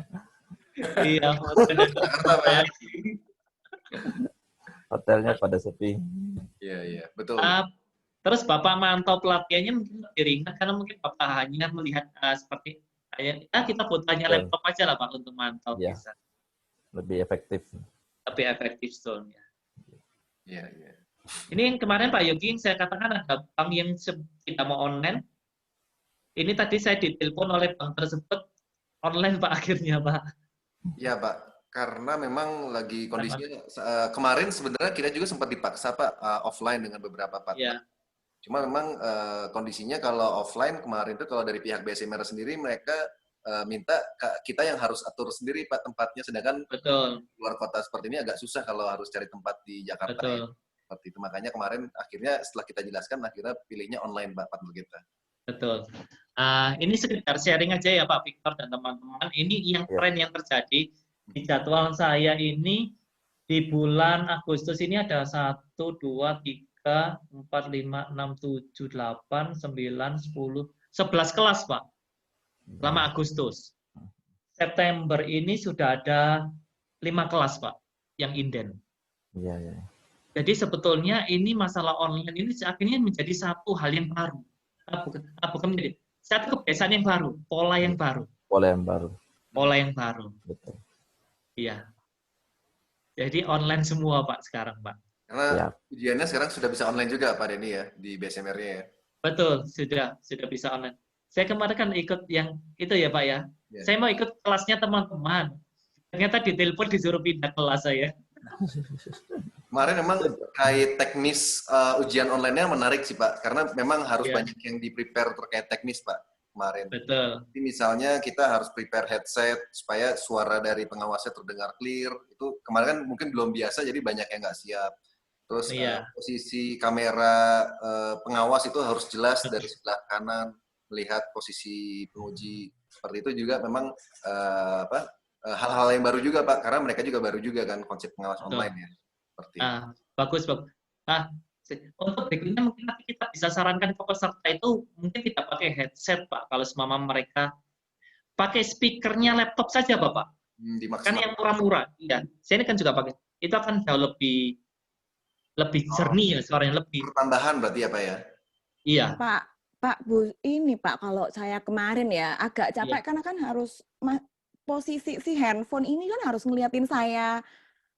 Kan kerjanya pakai laptop ya. Iya. Nah, capek saya pegangin handphone saya Pak supaya pengawasnya ngeliat nih. Saya bingung. Ini kalau taruh ke bawah kerendahan nggak kelihatan, ke atas nggak kelihatan. Jadi ya mungkin bisa -1 sih Pak Yogi. Jadi tempatnya juga bisa disiapin ya Pak Yogi ya. Saya saran gitu karena rada lumayan keder gitu ya. Sedangkan harus mau mulai ngerjain soal. Tapi untung kemarin kan saya kasih ide tuh kita Pak kalau bisa kuisnya sudah mulai pakai Google Form, jadi sudah agak terbiasa. Nah, mungkin yang baru pada saat kemarin tuh pegangin headset satunya supaya pengawasnya lihat. Dan harusnya kan kita -1 ya Pak Yogi ya. Nah, kalau -1 jadi udah siap-siap tuh Pak. Pas libur ya. -1, cuma kemarin masihnya sedang libur dan jadwal mereka agak padat. Akhirnya dijadikan 1 hari memang kemarin ya. Oh iya. Keder Pak. Keder. Pagi-pagi cukup keder itu Pak. Saya melihat memang peserta di 1 jam sebelum ujian tuh stres bukan karena mau ujiannya Pak, tapi karena teknis Pak. Kayak gitu tuh teknis lumayan. Teknis ujiannya karena semuanya tidak siap dengan harus clear peralatan. Terus harus mengatur posisi itu kan semuanya perlu waktu Pak. Seperti itu. Iya. Buria nggak bilang. Buria tidak bilang sih Pak. Coba bilang kita bantu pegang kita HP-nya. Oh iya, benar. Coba Pak. Aduh. Coba dia bilang Pak ya, kita ke Jakarta Pak ya. Iya. Nah, itu Buria pakai tripod saja Bu, seperti ini. Nah. Ini peralatan YouTuber nih Pak. Atau mau yang ini juga Pak? Nah, ini. Pak Denny, saya baru sudah online karena BSMR saya beli tripod sama beli itu circle like ya. Saya udah beli 2 itu Pak. Saya sudah online 2 itu Pak. Supaya saya kelihatan itu Pak ya. Posisinya. Aduh. Oke Pak. Thank you itu aja Pak. Tapi sebetulnya tidak perlu dipegang. Itu bisa disandarkan seperti buku atau apa. Itu bisa Bu sebetulnya. Kemarin kan dia minta supaya antara saya sama kan harus terlihat Pak layarnya Pak. Yang jaga di kelas itu siapa? Pak Hans ya? Oh iya. Kayak siapa tuh ya kelas saya Pak Pras atau siapa itu kan dicari mulu Pak karena handphonenya kebalik. Iya. Jadi agak ini Pak kemarin keder. Saya akuin keder Pak. Tapi untungnya kita sudah berlatih Google Form ya, Buria. Jadi masalah. Jadi Pak Victor latihan ala ujian online. Jadi kita udah prepare dulu kemarin ya. Ya. Nah, mungkin nanti begini Pak Yogi, kita bisa perbaiki sedikit, berarti nanti ujiannya Google Form-nya mengerjakan lewat laptop, HP-nya posisi seperti waktu ujian, Pak. Boleh Pak, jadi kita Oke, dulu. latihan live ya Pak ya? Latihan Ya, seperti live, ya. Simulasi teknis. Ya. Betul, simulasi Pak, teknis. kasih ide tuh Pak, beli tripod, bener Pak, tripod yang 1 meter Pak. Karena kami juga sudah pakai Google Form, Pak Victor. Iya. Jadi Sudah. kami ya, jadi seperti ujian bagaimana ya seperti itu, pakai Ya. Google Form. Ya, kami sudah siapkan. Baik. Baik, Bapak Ibu, kita masih ada waktu. Barangkali ada yang mau bertanya atau mau sharing tentang manajemen risiko, kami persilahkan. Pak Denny, ini kan Ya. saya lihat tadi dari screen-nya Bapak, level 2 itu kan cakupannya konsep dasar untuk perhitungan metode resiko ya Pak ya? Ya, Budi. Jadi lebih banyak, perhitungannya lebih banyak ya Pak ya? Ya. Itu sekitar persentase berapa persen ya Pak untuk perhitungannya? Kalau hitungan itu mungkin kurang lebih maksimal 20% saja untuk hitungan. Namun pemahaman atas metode perhitungan itu yang sampai 50%. Jadi pemahamannya. Jadi level 2 itu nanti seperti saya mengasah Ibu supaya lebih tajam membedakan satu perhitungan dengan perhitungan yang lain. Tenang aja Bu, tidak sulit. Level 2, walaupun banyak perhitungan, itu kami ada trik yang jauh lebih mudah. Ibu, walaupun hitungannya itu angkanya panjang lebar, itu tanpa perlu kalkulator dan tidak sampai 1 menit sudah dapat jawabannya. Kami sudah punya trik, Bu. Jadi tenang aja, Bu Ji. Pak, itu yang perhitungan yang AMA, IMA itu ya Pak ya? Ya, perhitungan SA, IMA, SA, IRBA, biasa. Kalau amanya enggak, amanya nanti di level 3. Iya dan SA. Ya, itu nanti yang akan kita pelajari di level 2. Tapi tenang, Bu. Jadi nanti setelah melewati fase ini, kita jadi paham ya untuk metode perhitungan dan perhitungan model ini nanti cocoknya di resiko mana gitu ya Pak ya? Betul Bu. Betul. Oke. Kalau kemarin kan hanya berbicara jenis-jenisnya ya, belum sampai detail perhitungannya ya. Nanti ini sampai perhitungannya. Kalau sudah Tapi Ibu secara konsep memang kita bisa mengklasifikasikan ya untuk resiko ini kita pakainya ini kenapa, terus bagaimana bisa kita membedakan perhitungan resiko ini dengan metode ini, itu kita jadi tahu konsepnya ya Pak ya? Tahu Bu, tahu. Nanti sudah detail di sana, sudah mendalam. Sudah detail. Dan memang beda ya Pak ya? Beda. Maksudnya dalam artian gini, kita kalau misalkan pasar, kita nggak bisa pakai yang pasar, Saima pasar ya. Nggak bisa pakai yang nggak bisa pakai yang untuk metode yang operasional gitu ya Pak ya? Tidak memang bisa. Nanti dijelaskan ya. Nanti kelihatan perbedaannya Bu di sana Bu. Ya kita nanti paham ya Pak ya. Betul. Berarti ini untuk yang level 2 kita berkutat di itu ya Pak ya, Saima, pasar, terus operasional, biasa, IMA, biasa biasa ya. AMA. Betul. Berputar di situ aja ya Pak ya untuk level 2 ya Pak. Betul. Oh baik. Jadi seperti sama-sama. Seperti kalau sudah level 2, ini apalagi seperti Pak Prasetyo yang seorang dosen, itu akan jauh lebih mudah pada waktu memberikan ilmu tersebut kepada mahasiswa Bapak. Itu akan jauh lebih mudah. Karena sekarang ini Pak Yogi, kampus-kampus ini pada sedang proses untuk memasukkan sebagai salah satu persyaratannya Bapak, sertifikasi. Jadi sertifikasi ini yang untuk semester 7-8 itu diharapkan sudah pegang sertifikat level 1. Iya. Gitu beberapa minggu yang lalu saya ditelepon oleh salah satu kampus. Mereka sedang bersiap-siap untuk level 1. Jadi masuk dalam Kenapa?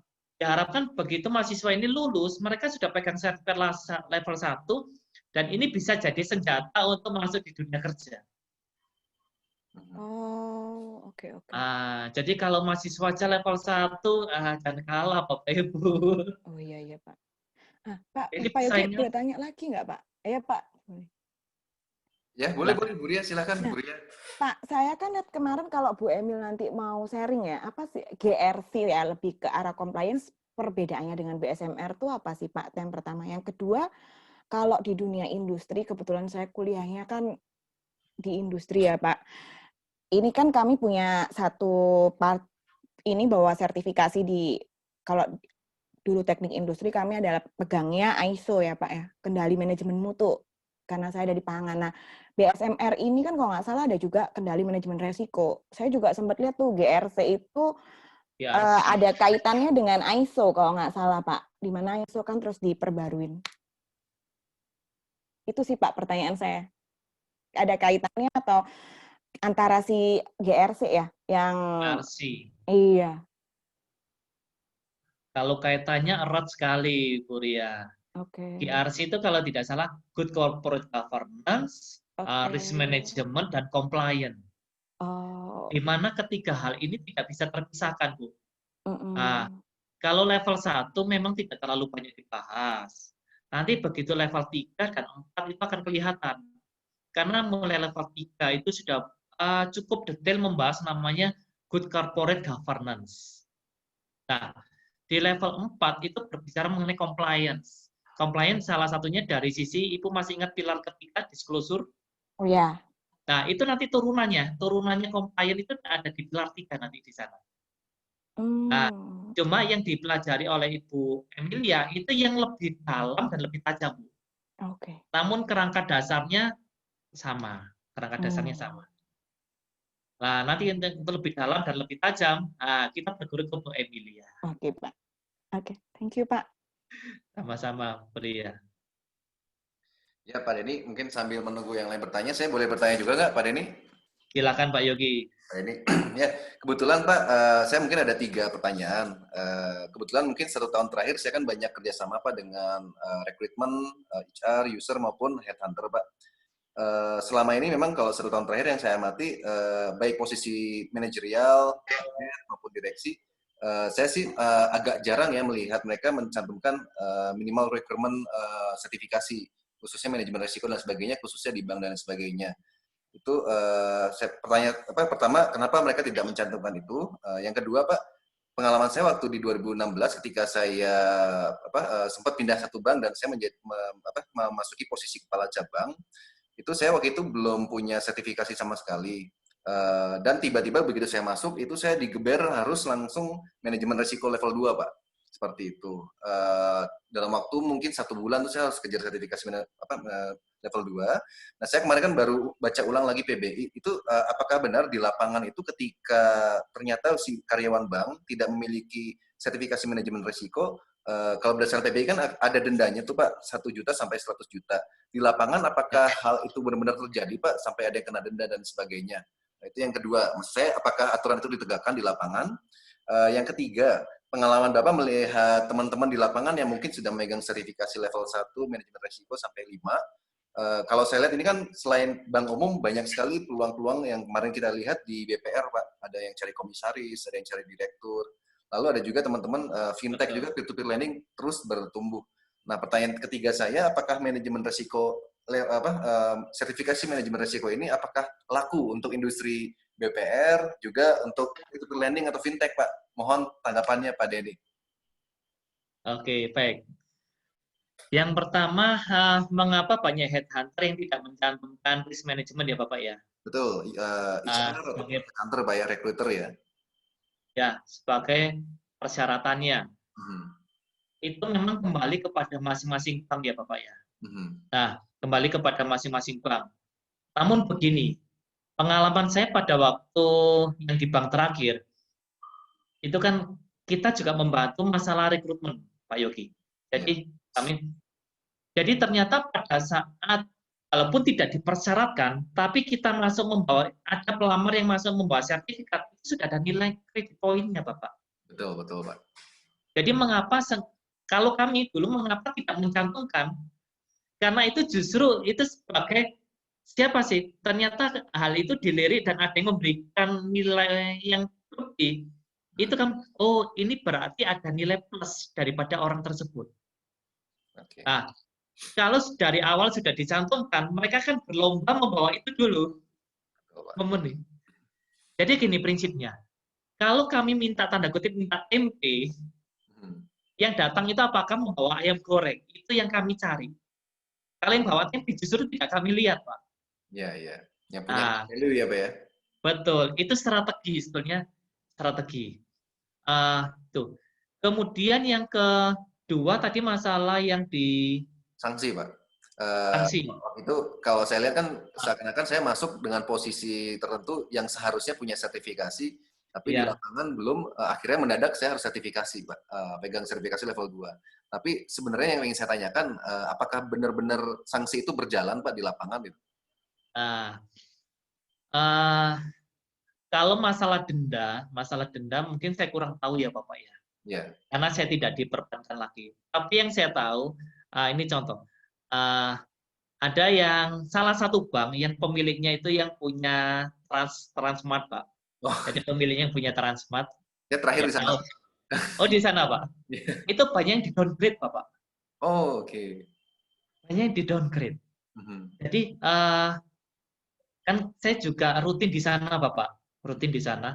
Mereka Pak Denny, ini ada yang jabatan ini disuruh sertifikasi tidak mau, dan mereka berikan ke saya daftarnya. Yang di-downgrade itu siapa-siapa, Pak. Dan itu berarti memang real, Bapak. Walaupun saya tidak tahu kalau masalah denda, saya tidak mengikuti, tapi itu real, kalau downgrade itu real. Ya. Jadi memang itu diterapkan. Yang ketiga, di BPR apakah laku? Ya, ini pertanyaan yang menarik, Pak. Pertanyaan yang menarik. Jadi BPR itu melihat kalau kita pegang sertifikat BSMR, level 1 saja, itu mereka melihat kita sebagai sesuatu yang posisi lebih tinggi dibanding mereka. Nah, singkat cerita begini. Saya sampai hari ini menjadi konsultan tetap salah satu BPR milik pemerintah daerah, salah satu daerah di Jawa Barat, Bapak. Salah satu BPR yang cukup besar. Dan karena saya sudah kontrak, tanda kutip kontrak dengan mereka, saya tidak akan pernah menerima BPR yang lain, Pak. Kontraknya mahal berarti, Pak ya? Karena saya sudah kontrak dengan mereka. Jadi, ternyata pada saat kita masuk dengan membawa ilmu, tanda kutip ilmu risk management, itu kita bagaimana ya? Mereka melihat kita sebagai sesuatu yang lebih daripada mereka, Pak. Nah, bahkan mengapa? Ternyata di BPR itu, Bapak Ibu, kalau melihat, itu ternyata pengelolaan risk manajemennya itu kurang bagus. Kurang bagus. Kami masuk ke sana, Pak Yogi, itu kurang lebih 3 tahun yang lalu. Ini BPR ini sama OJK itu diopo-opo, Pak. Diopo-opo. Karena parah, Bapak. Memang parah, Pak. Sesuai dengan prinsip daripada risk management. Kalau Bapak Ibu masih ingat pilar yang ke-1, pengawasan aktif Dewan Komisaris dan Direksi yang kemarin ujian, itu pilar yang ke-1. Kemudian pilar kedua tentang kecukupan kebijakan prosedur, itu yang kami lakukan dulu, Pak. Jadi kami benahi, direksinya kami ajari tentang risk management dan compliance, terus kemudian sisdurnya kami benahi satu persatu. Tidak sampai 1 tahun, Pak, dari yang diopo-opo OJK dapat penghargaan, Pak. Jadi tanda kutip, apakah laku di BPR? Saya jawab laku. Lakunya dalam apa?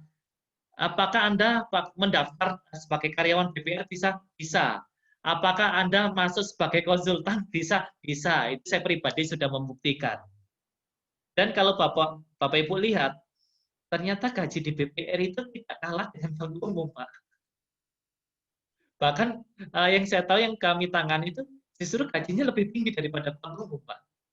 Luar biasa, Pak ya.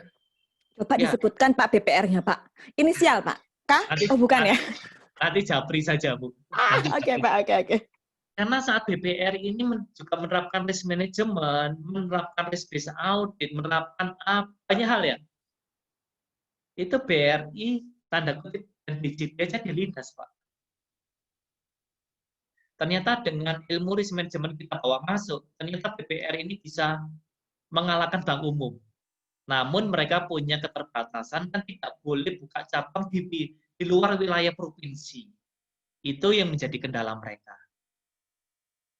Nah, jadi berguna banget Pak Yogi. Laku banget. Yang nilai asetnya udah mendekati bank umum ya Pak ya? Ya. Kalau Bapak Ibu ada yang mau jadi kepala cabang, banyak Pak, banyak. Banyak peluang. Siap Pak. Baik Bapak Ibu, barangkali ada yang ingin bertanya atau mungkin sharing, kami persilahkan. Kita masih ada waktu sekitar apakah mau bertanya? Kok Pak, pas. Ya? Udah jelas semua tadi. Mewakili teman-teman. Baik Pak. Ya, Pak Suparman. Pak Den, saya boleh tanya lagi, Pak Den? Boleh, Bu Ika. Ini Pak Den, kan kalau ini secara teknis aja sih. Kan kalau untuk direksi itu dia level 5. Tapi kalau dalam PBI kan kalau seandainya, maksudnya ini supaya saya pemahaman nih pas. Jadi dalam PBI itu kalau seandainya direksi dia tidak lulus level 5, dia harus ikut di level terakhir. Jadi contoh dia dari mungkin punya sertifikasi manajemen risiko level 2. Pas dia ikut direksi, ikut level 5, ternyata nggak lolos. Dia tidak lolos ujian sertifikasi level 5. Berarti dia harus ikut sesuai tingkatan. 3, 4, 5, begitu Pak? Ya, jadi begini. Memang khusus untuk direksi, itu ada pengecualian. Yang dicalonkan ya, yang dicalonkan direksi. Jadi mulai dicalonkan, kalau beliau baru level 2, itu boleh percepatan langsung level 5. Karena itu memperhatikan kepentingan daripada bank tersebut. Namun kalau tidak lulus level 5, otomatis harus kembali semula, Ibu. Berarti yang diakui hanya level 2. Berarti harus merangkak kembali, melanjut 3, 4, 5 bertahap. Karena kesempatannya hanya 1 kali. Oke, siap Pak Den. 1 kali. Namun, kalau bisa melobi ya, tidak usah ikut ujian yang loncat seperti itu, ikutlah fast track, walaupun katanya sudah dihapus. Kalau bisa melobi itu langsung level 5 dan pasti lulus, Bu. Oh gitu ya Pak? Okay. Ya, tapi pandai-pandai Ibu melobi lah itu. Baik, siap Pak Den. Ya, gitu. Makasih Pak Den atas penjelasannya. Sama-sama Bu Ika. Ya, Bapak Ibu apakah masih ada yang bertanya atau ingin sharing? Saya tanya boleh? Oh boleh, silakan Mas Riza. Terima kasih Mas Yogi. Mungkin Mas Riza boleh memperkenalkan diri dulu Mas Riza biar saling kenal nih semuanya Mas Riza. Oh iya, saya Riza, saya di Bank Sinarmas saat ini. Saya di Departemen Head Bisnis Mikro untuk di Bank Sinarmas saat ini.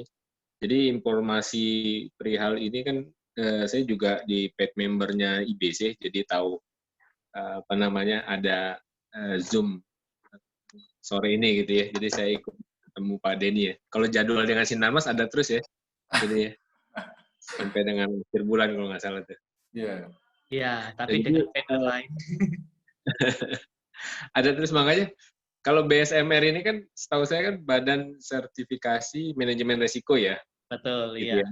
Kemudian kalau levelnya itu kan di UKMR level 1, UKMR level 2, itu bukan ya pengertiannya. Jadi uji kompetisi manajemen risiko kan ya. Betul. Kadang-kadang dari Learning Center juga ngundang suka salah-salah juga tuh BSMR 1, BSMR 2. Sebenarnya kan UKMR 1, UKMR 2 ya, sampai 5 ya gitu ya. Betul Pak Riza, betul banget. Iya. Nah kebenaran sih saya baru UKMR 2 ya. mau 3 tapi saya belum ambil karena saya lagi malas ngapalnya itu kayaknya.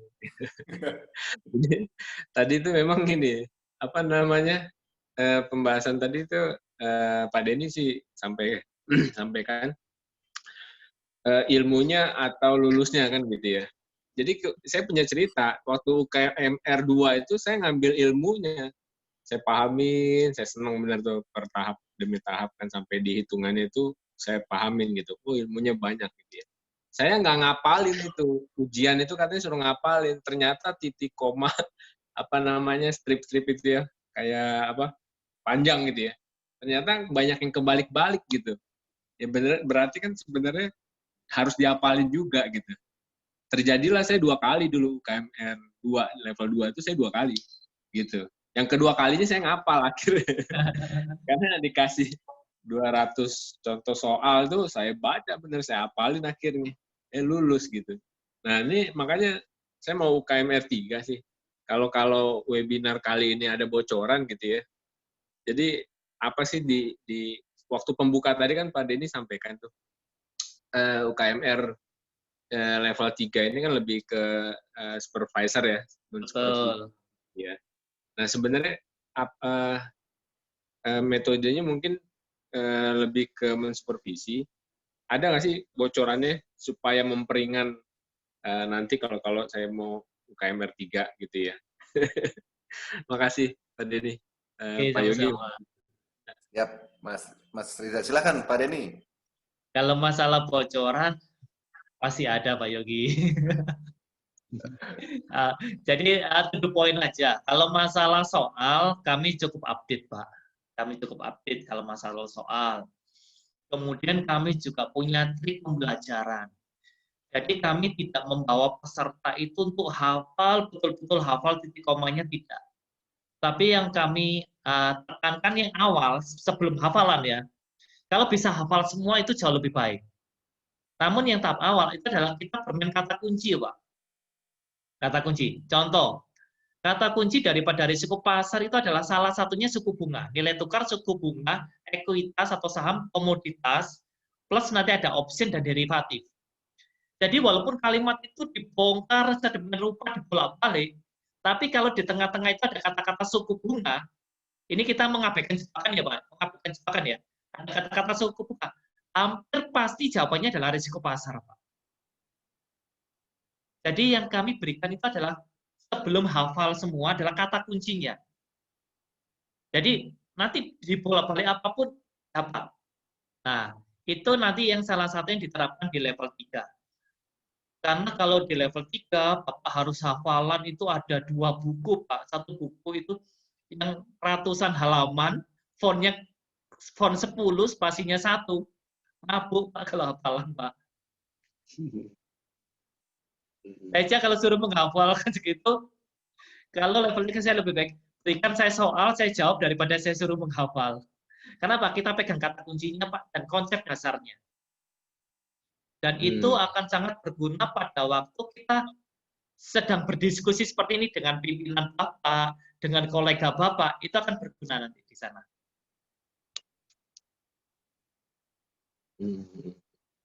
Jadi tenang, Pak. Level 3, aman, Pak, aman. Nah, itu yang dibutuhkan tuh sebenarnya tuh, pendampingan itu ya tadi ya. Ya. Yang dulu yang level 1, level 2, ya saya santai-santai aja sih. Ternyata pas level 2 untung dibayarin kantor sih. Jadi saya ujiannya dua kali gitu. Ternyata beda ya, nggak pemahaman dengan apa namanya yang soal-soal tadi yang memang apa namanya kata-katanya itu mirip semua gitu kan. Ya memang butuh pendampingan sih. Ya, dari yang Pak Denny tadi sampaikan sih ya cukup pas sih yang saya alamin gitu ya.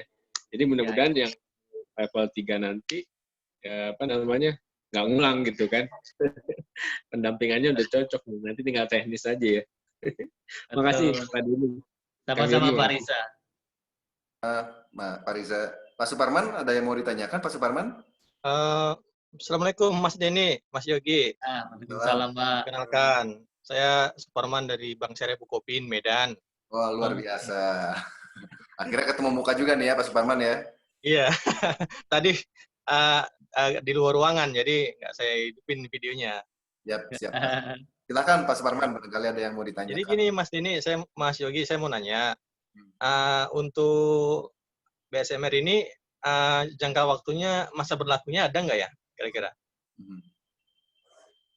Ada Bapak. Jadi untuk level 1 dan level 2 itu berlakunya 4 tahun. Oh, 4 tahun ya? Ya, kita 45 itu berlakunya 2 tahun. Nah, sebelum jatuh tempo, kalau Bapak ujian, itu berarti langsung diperpanjang kan Pak, ikut yang di level yang Bapak ambil terakhir. Kemudian kalau tidak ikut ujian, untuk perpanjang Bapak nggak perlu ujian lagi Pak. Bapak cukup hubungi Pak Yogi, nanti akan ada seperti hanya seminar Pak. Refreshment gitu Pak ya? Refreshment, itu yang dinamakan dengan refreshment. Untuk perpanjangannya berarti Pak ya? Untuk perpanjangannya. Kalau misalnya gini Pak Denny, ini kan misalnya lulus di level 1, ya. Itu mau langsung ngambil level 2 bisa nggak ya kira-kira? Atau ada masa tunggang waktunya gitu, tunggunya? Kalau langsung nggak bisa Pak, harus tunggu jadwal ujian BSMR dulu Pak. Kalau jadwal ujiannya Sabtu, Bapak ujian Kamis tidak bisa karena tidak ada pengujinya. Boleh Pak. Nah intinya mau lanjut saya ada masa tunggunya nggak gitu kira-kira? Tidak ada Pak. Kita langsung digeber Pak. Langsung. Boleh Pak, langsung lanjut boleh. Ini lanjut. Boleh ya? Boleh. Kita panjang ada jadwal gitu Pak ya? Ada jadwal Pak. Nah, selama ada jadwal. Betul. Iya. Ya, mungkin itu aja Pak Denny, Pak Yogi. Ya, Pak Suparman sudah level berapa Pak? Mau level 1 Pak, baru. Wah, kalau orang Medan cuma berhenti di level 1 malu Pak. Iya, orang makanya Medan itu maju terus, iya maju terus kalau orang Medan. Dan pengalaman Pak Yogi? Ya Pak. Saya bertemu dengan berapa ratus karyawan Bank Sumut, Medan Pak, kemudian dari BNI maupun Mega Medan. Kalau sudah bertemu orang Medan, itu kelulusannya selalu hampir menyentuh 100% Pak. Amin. Kalau orang Medan tidak lulus itu malu Pak, malu. Benar. Ini saya bicara historis ya. Ya. Kalau orang Medan tidak lulus malu Pak. Berarti belajarnya sungguh-sungguh ya Pak ya? Nah, jadi kalau Pak, harusnya Pak Suparman tidak kesulitan lah kalau untuk lulus. Insya Allah. Ya. Dengan pola belajar yang tepat, saya yakin lulus Pak. Baik. Iya. Mudah-mudahan Pak. Ya, kami tunggu Pak, kami tunggu. Insya Allah Pak. Ya. Siap. Ya, makasih Pak Denny, Pak Yogi. Sama-sama Pak Suparman. Barangkali dari Bapak Ibu, apakah masih ada yang mau ditanyakan kembali ke Pak Denny? Atau mungkin ada yang mau di-sharingkan? Kita masih punya waktu 5 menit. Kalau mungkin saya boleh tanya Pak, untuk ya. SMR ini diakuin di internasional ya Pak? Misalnya saya mau daftar ke holding saya gitu kan, di KL, ini diakuin ya Pak? Maksudnya pada saat ini saya ngomong, saya punya SMR 1, di sana juga disetarain ya Pak? Maksudnya diakuin, memang sudah tersertifikasi di manajemen resikonya? Kalau yang saya tahu Bu Ria, ini kalau secara pengakuan harusnya diakui ya, seharusnya. Namun kan saya tidak pernah daftar ke KL ya. Tapi yang pasti, ini ada beberapa peserta Pak, itu yang hijrah ada yang ke Vietnam, ada yang hijrah ke Kamboja, yang paling banyak itu ke Vietnam. Itu mereka diakui. Oh, oke Pak. Ya, kemudian ada teman dari bank mana itu yang hijrah ke, sekarang tapi udah kembali ke Jakarta, ke Bangkok Pak, diakui di sana. Jadi untuk BSMR itu diakui, ya. BSMR diakui. Iya. Kalau yang satunya itu yang saya belum pernah menemukan kasus, tapi kalau yang BSMR ada beberapa teman yang pernah ikut kelas kami, hijrah diakui di sana. Oke Pak, thank you Pak Denny. Ya, Ibu kalau ke KL jangan lupa kirim oleh-oleh ke kami semua ya Bu. Oke, saya tanya Pak. Oke, thank you Pak. Sama-sama Bu Ria. Baik, Bapak Ibu, jika tidak ada yang bertanya, mungkin dari Pak Denny ada last statement, Pak Denny, sebagai penutup. Ya, statement, ya, nah, saya cuma share apa yang menjadi prinsip hidup saya, salah satu prinsip hidup saya. Jangan pernah berhenti berusaha. Jadilah pemulung ilmu, Bapak Ibu. Ya, dan ilmu yang kita dapat jangan pernah disimpan sendiri, tabur, karena itu akan pasti bertumbuh. Dan suatu saat Bapak Ibu akan menuai daripada ilmu yang Bapak Ibu tabur. Ya, karena kita tidak tahu apa yang akan terjadi di kemudian hari, tapi yang saya tahu, apa yang kita dapatkan di kemudian hari, itu tidak lepas dari usaha yang kita lakukan di hari-hari sebelumnya. Tentunya jangan lupa banyak berdoa, dekatlah ke Tuhan kita masing-masing. Ya, itu Pak Yogi. Baik, terima kasih banyak Pak Denny. Dengan berakhirnya Pak Yogi. Oh iya, Pak Victor, silakan. Oh, ini ada yang ingin bertanya? Oh, belum kan ya. Baik, dengan berakhirnya sesi tanya jawab kita, maka berakhir pula acara kita malam hari ini. Sebelum saya tutup, saya sedikit mengundang atau mengajak pastikan Bapak Ibu untuk bergabung bersama kami di Indonesian Micro Startup Member yang merupakan komunitas praktisi jasa keuangan dan entusias di seluruh Indonesia. Kota kami itu seluruh Indonesia, ada yang dari staff level, manager level, head level, direktur level, dan komisaris dari seluruh lembaga keuangan, dan juga multi divisi, ada divisi HR, ada recruiter, ada bisnis, risk, dan lain sebagainya. Dan sedikit pengumuman terkait program pembekalan dan ujian UKMR, jadi UKMR ya, bukan BSMR, UKMR level UKMR serta refreshment yang akan kami adakan dalam waktu dekat. Refreshment akan kami lakukan pada tanggal 22 Agustus 2020. Saat ini peserta yang terdaftar sudah mencapai sekitar 15 orang. Jadi memang kalau dari BSMR kami diharapkan minimal di 25 orang, jadi kurang 10 orang lagi. Barangkali yang mau bergabung untuk refreshment bisa bersama kami. Lalu untuk pembekalan BSMR level 1 yang terdekat akan diadakan pada tanggal 29 sampai 30 Agustus 2020 dengan tanggal ujian 5 September. Saat ini sudah mencapai kuota 10 orang pesertanya. Lalu untuk BSMR level UKMR level 2 akan diadakan tanggal pembekalannya 12 sampai 13 September dan ujiannya tanggal 19 September. Pesertanya sudah sekitar 10 orang juga. Untuk pembekalan UKMR dan ujian level 3 sampai 5 kami masih menunggu peserta. Kalau untuk level 3 kami yang mendaftar baru sekitar 4 orang. Level 4 ada 2 orang dan level 5 ada 2 orang. Jadi mungkin setelah memenuhi kuota kami coba akan laksanakan. Oke, seperti itu. Bagi Bapak Ibu yang ingin tahu lebih lengkap tentang program yang diadakan oleh PT Wahana Insan Prima ataupun IBC, bisa menghubungi Yeni melalui WhatsApp yang mengundang atau memberikan link Zoom malam hari ini. Dan jangan lupa Bapak Ibu untuk follow sosial media PT Wahana Insan Prima juga Indonesian Bankers Club agar update dengan kegiatan-kegiatan yang kami lakukan. Baik, akhir kata kami ucapkan terima kasih kepada narasumber Pak Denny dan juga para peserta yang hadir di acara kita malam hari ini. Mohon maaf jika terdapat hal yang kurang berkenan. Sampai bertemu lagi di webinar IBC berikutnya. Assalamualaikum warahmatullahi wabarakatuh. Selamat malam Bapak Ibu sekalian. Terima kasih. Selamat malam Bapak Ibu. Malam, sampai jumpa. Pak Denny, terima kasih. Ya, sama-sama Pak Risa, Bapak Ibu semua. Sampai jumpa. Selamat malam Pak Denny. Selamat malam Pak Benny, Ibu. Selamat malam Pak Victor semuanya. Ya. Malam, makasih Pak Dedi, makasih Pak Yogi. Sama-sama Bapak, Ibu, makasih.